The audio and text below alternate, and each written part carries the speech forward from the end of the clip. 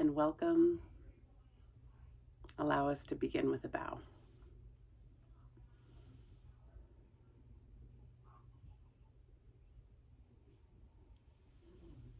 Let's sit for a few moments here as we arrive. Just taking a few moments to settle into your seat, wherever you are. Feeling into your sits bones and the cushion that you're sitting on. Feeling into your long, dignified spine and your vast, open heart.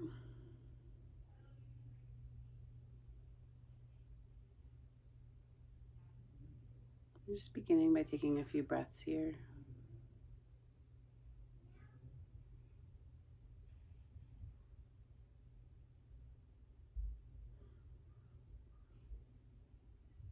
Beginning to notice the inhale and the exhale.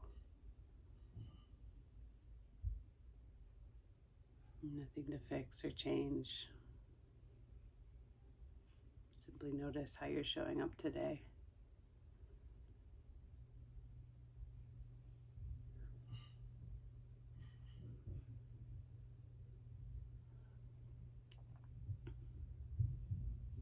As we begin, I'm going to invite you to consider a memory. Maybe recent time that you got stuck or triggered, where your Shenpa grabs you. And just beginning by considering the emotional qualities of the memory, the way you somatically felt at the time, any words that were exchanged, maybe texts or emails that were exchanged.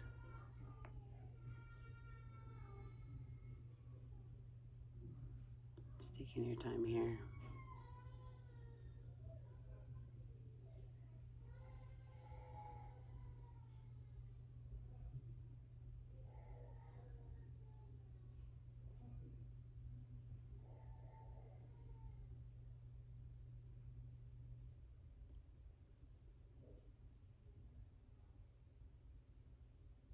Really recognizing exactly what the experience was like.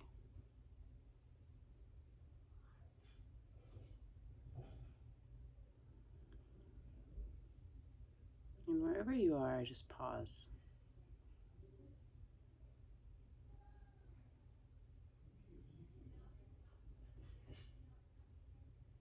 Seeing if you can sense into the underlying sensations beyond thoughts.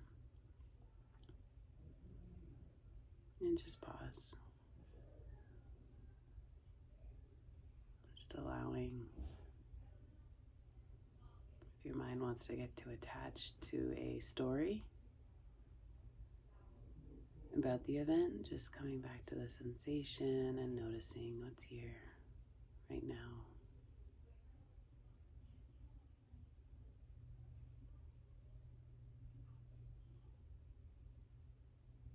Allowing it to move naturally all by itself, however it would like to move. And seeing what you notice.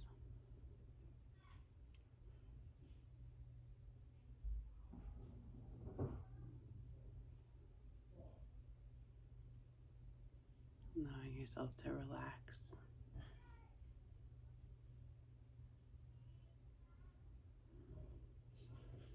Relax with the sensation. Relax around the sensation.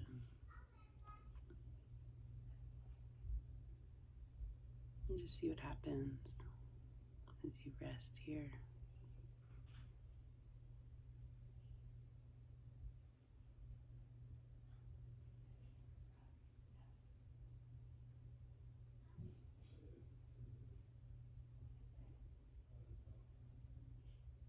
And in your own time, just gently coming back to the space that you're in, noticing your body and your seat.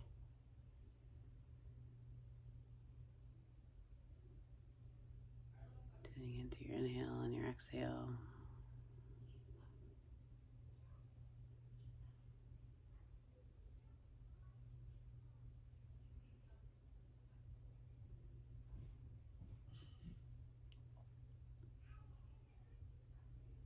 closing how you'd like.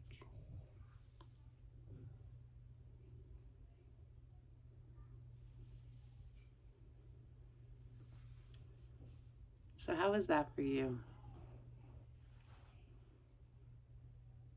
It's a little on-the-spot Shenpa practice as we began today. What did you notice?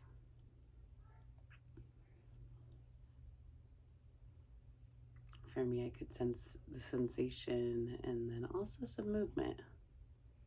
I don't know that the sensation really completely went away, but that's not the goal of our Shenpa practice.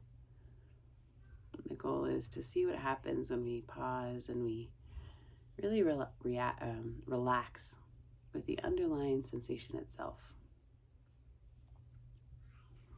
So you had a little time to be introduced to this concept of Shenpa. I imagine you've had ample opportunity to begin to notice Shenpa in your own life, your own triggers or hooks, as Pema calls them, the ways in which you get stuck. Today we're going to deepen into a little bit more of conversation about the 4 R's and a few other ways of working with our Shenpa. I have family in town right now. My sister's visiting. And it's so interesting because, and perhaps those of you with siblings know how this can be, but for me, my relationship with my siblings is we love very hard, and we can easily start to get under each other's skin, especially after a few days. She's been staying with me, I suppose it's been 4 days now. She's going to be here for another few weeks, so I'm sure there'll be lots more Shenpa opportunity practice. But yesterday I noticed something so interesting. She was frustrated at me. That's not the interesting part. That's kind of the normal part after 3 or 4 days. She was interested. She's been frustrated at me for a few days. We had a strange weather event here, and we've been inside with our 2 children. Her son's a year older than my son. They've been fighting a lot, and so they're kind of crabby at each other, and then she's getting crabby. I'm a little crabby. We're all a little crabby. So she was, what did she say? Oh, here, her son's potty training. And I said, I think he might be able to feel if he has to go to the bathroom better if he's wearing underwear instead of a diaper. And she was so mad at me. And she's like, he does know when he has gone to the bathroom in a diaper. He says it's soggy. And I was like, just pause. I could feel the Shenpa.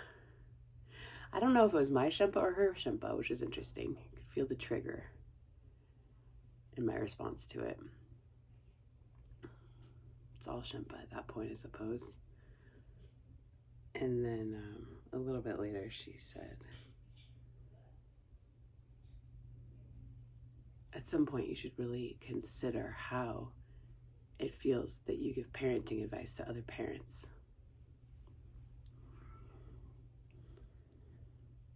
I think I said, I'm just trying to let it go, or something like that. I guess what stood out to me about this moment,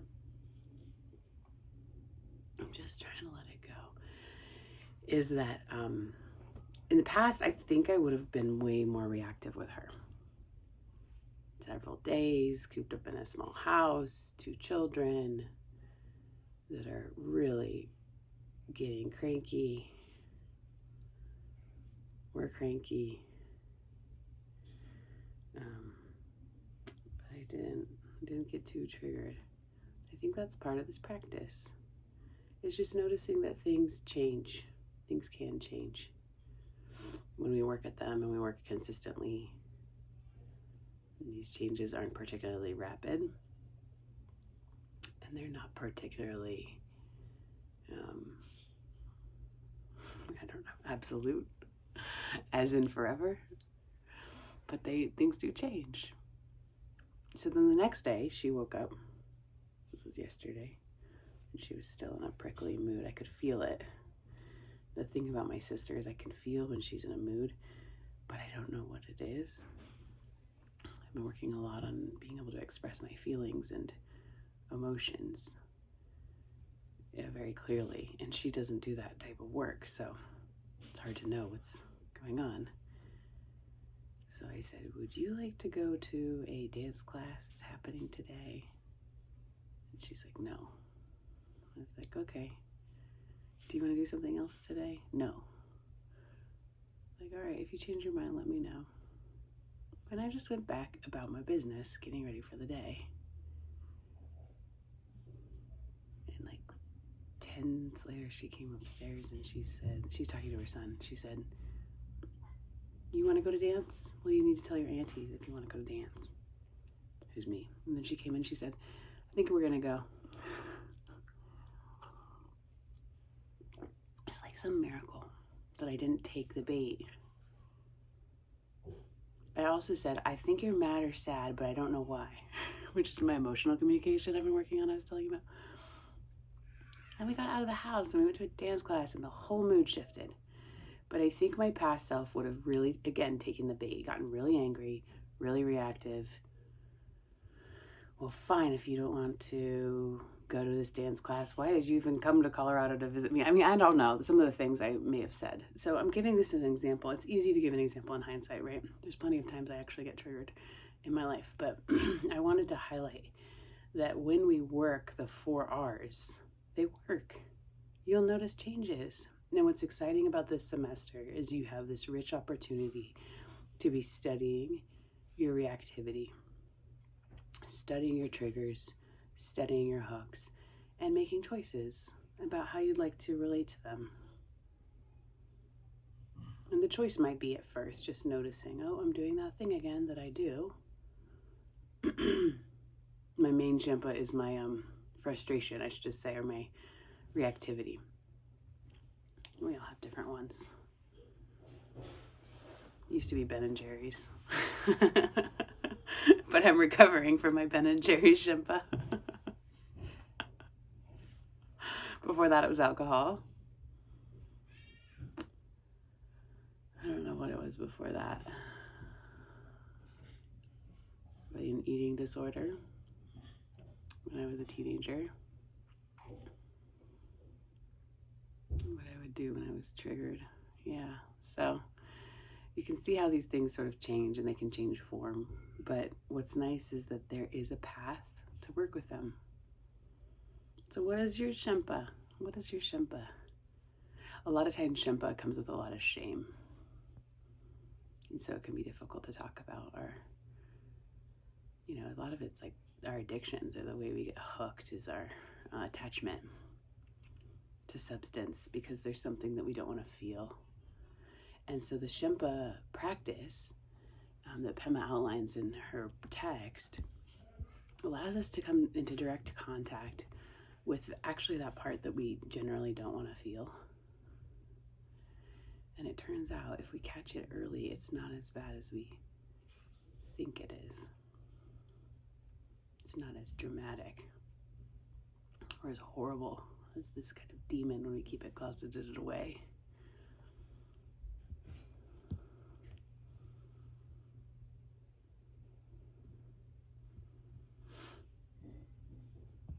So we sit with the desire to escape the moment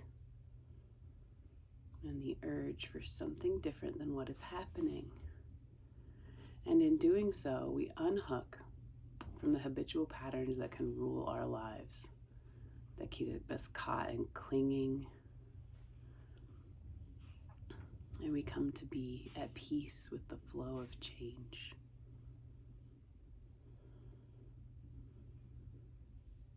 That's the other thing that she discusses, is that often what we're ultimately trying to avoid is change. It's very uncomfortable. Permanence and change.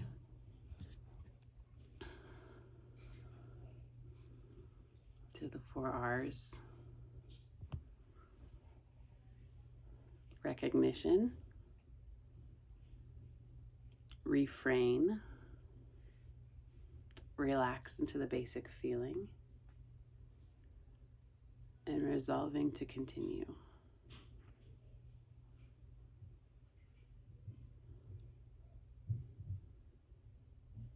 So recognition is a bit like seeing the first glimmer. In meditation, it might be the first glimmer of thought. This practice, it might be a feeling or sensation. It might be a thought that causes us to want to scratch, want to react. So it's beginning by just recognizing. And if you've already started this step, I just want to say cheers, coffee, another, maybe some Shenpa in my coffee. I don't want to admit it yet though, it's too early. On recovery. Recognizing. So just beginning to see, how does this all happen?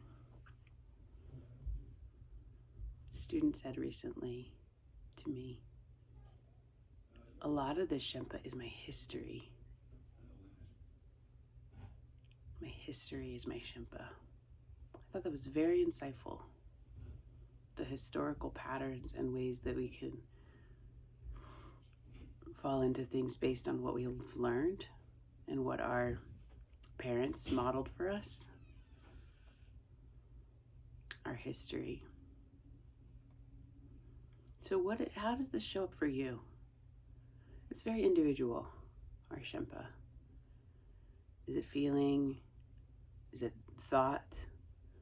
Is it that you've already grabbed the thing and then you recognize that there's a thing to grab? Where are you? And there's no right or wrong. I'm laughing because I think I really recognize that in myself. I'm trying to work on something and it's like, not until the Ben & Jerry's is in the mouth do I realize, oh, that's my Shenpa. What were all the steps beforehand that led me to grab or reach for something? So we just begin by slowing down and starting to study our own patterns and trying as much as we can to get earlier and earlier in the moment. I think there can be some utility in a practice like we began this lecture with, studying our Shenpa as a memory. That happened recently and working with it on the cushion. But really this practice is an on-the-spot practice of what we can do in the moment as things arise. And then the next step, once we see we might possibly get hooked after we recognize what's happening, we begin to notice we can refrain, we can pause.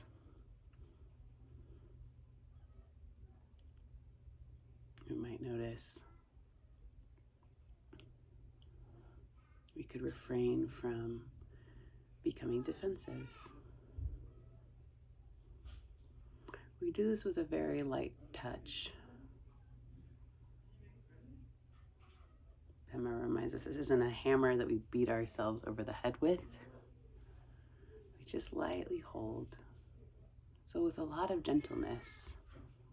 If you remember back to our Tara Brach teaching, we have the wisdom of clarity and precision and also the wing of compassion. So bringing a lot of compassion to our refrain. Whoa. You can say like you're gently saying it to a horse. Whoa. Please hold.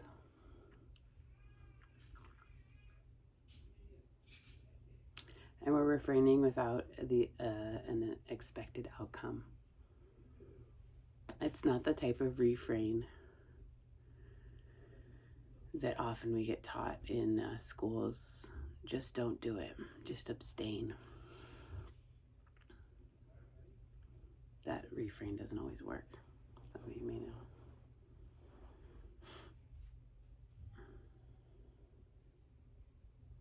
I'm thinking of the DARE program as a kid.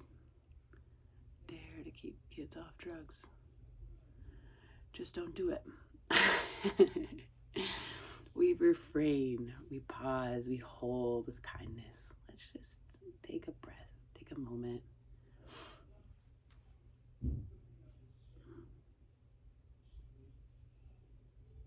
if the breath itself is pretty triggering, because Pema offers a practice to just refrain and take 3 breaths. I think that's kind of nice. But if that becomes activating, you could just refrain and look out the window. Or refrain and go for a little walk. Lots of different ways to refrain. And the third R is relaxing.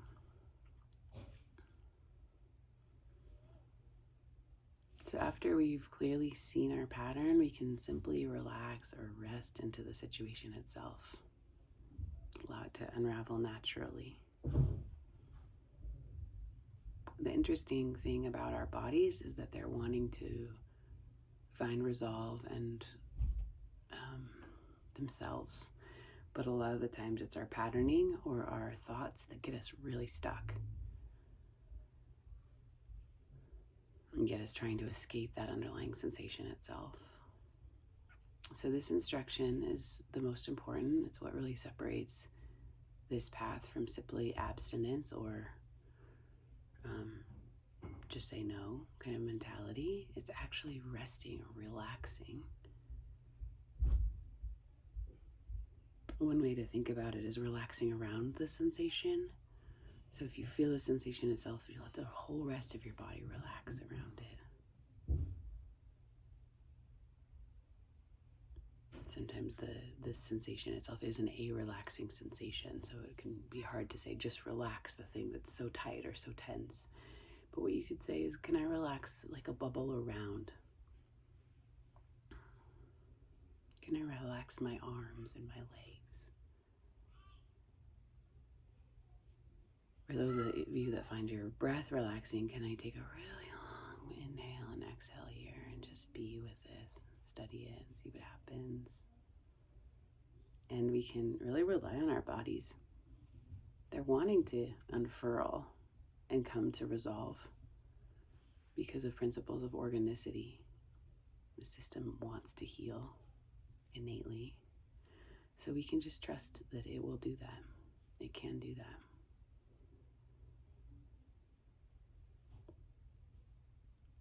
You might even just take a breath here and relax for a moment. Just being with what's here.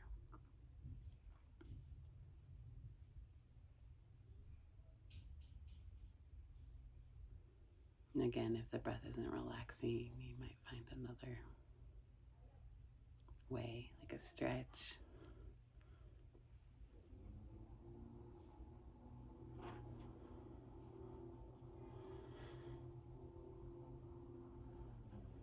And the fourth R is to resolve. We resolve to keep working with our mind and our emotions this way. We commit. We recommit. Sometimes we forget. I was telling about my course. It's almost like every time I pick up the Pema book, it's a new book, even though I've taught this course a few times. I re-resolve, I recommit. Oh, there's a path to working with my Shenpa. Wonderful. Time to begin again. Somehow my mind can forget. And as I mentioned in the beginning of the video, there can be a lot of benefit, and I'm just starting to recognize that, which that part feels really good.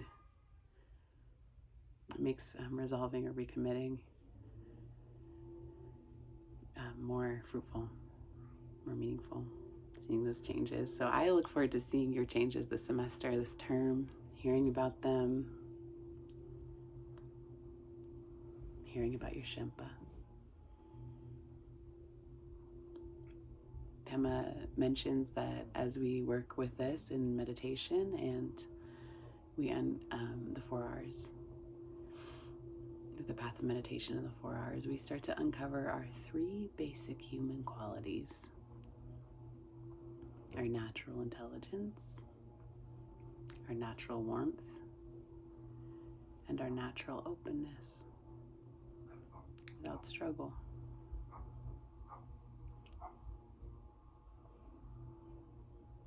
She said these qualities have always been with us, but maybe they've become buried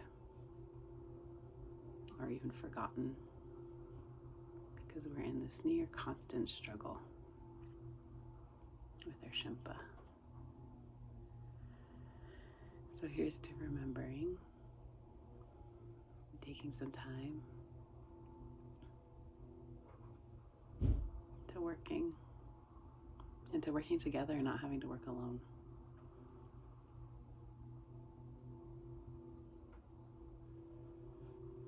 Thank you, everyone. Let's close here with a bow.